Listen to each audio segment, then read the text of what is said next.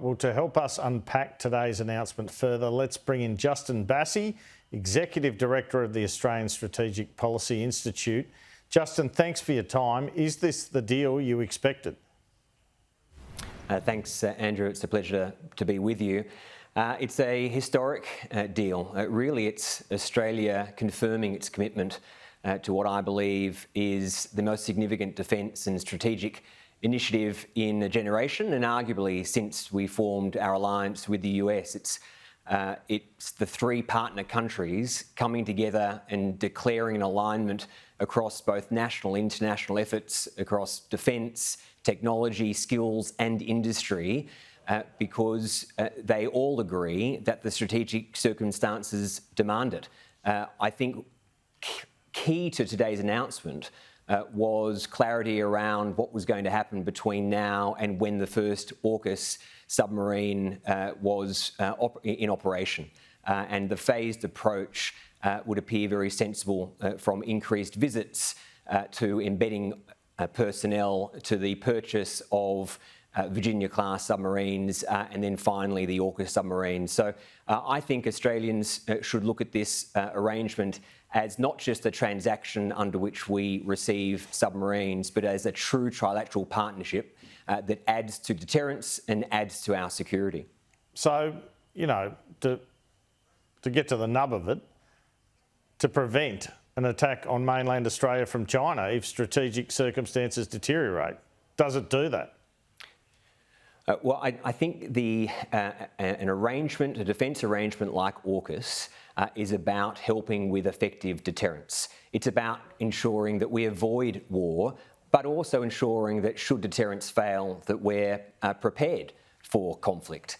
So does the AUKUS arrangement add to deterrence? My view, yes, it does. Does it help with Australia's security and sovereignty? Yes, it does. And does it add to regional stability and regional security?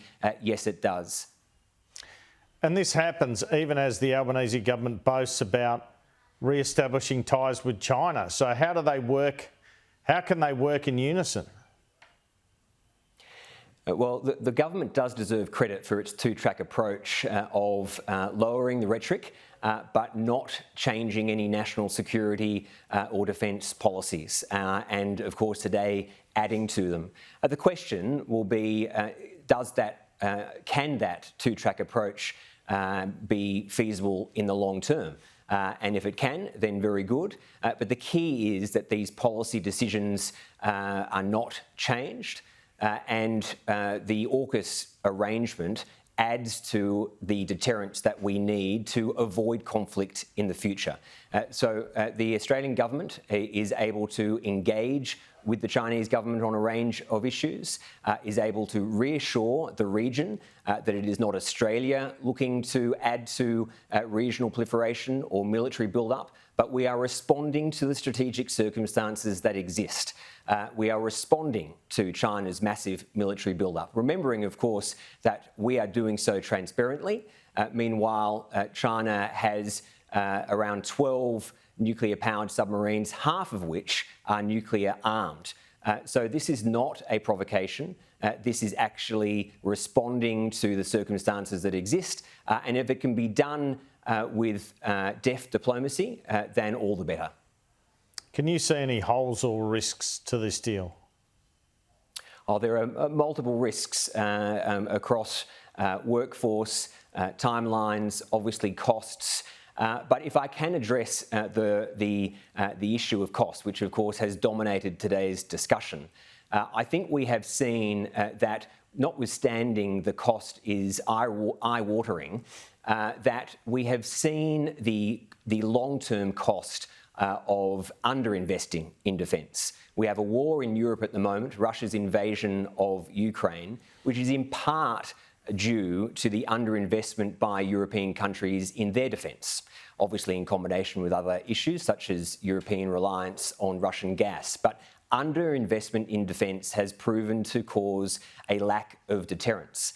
And so the cost, which is huge, will hopefully add to deterrence, which means that in the long run we don't suffer costs that we're seeing now through Europe and globally. All right, and just finally, there was a story in the Australian on the weekend that your former boss, Maurice Payne, was not even told about AUKUS when Scott Morrison was pulling it together. Was that appropriate?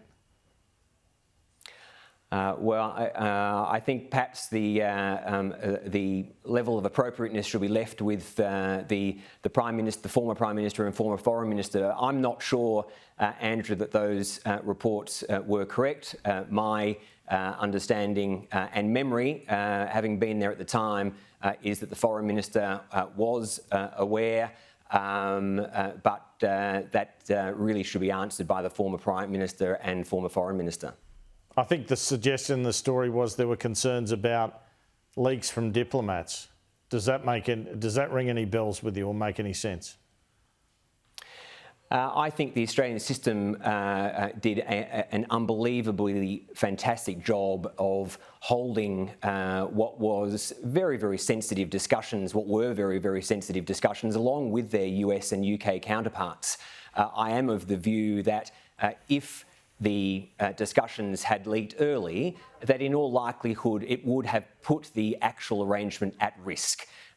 So I am of the view that those discussions were it was important that they were kept secret. And it does show that whether it be those discussions or the classified material in relation to AUKUS going forward, both in relation to the submarines part and also the advanced capabilities part, there will be a need to mix both the importance of transparency as well as the appropriate confidentiality for the whole process to work.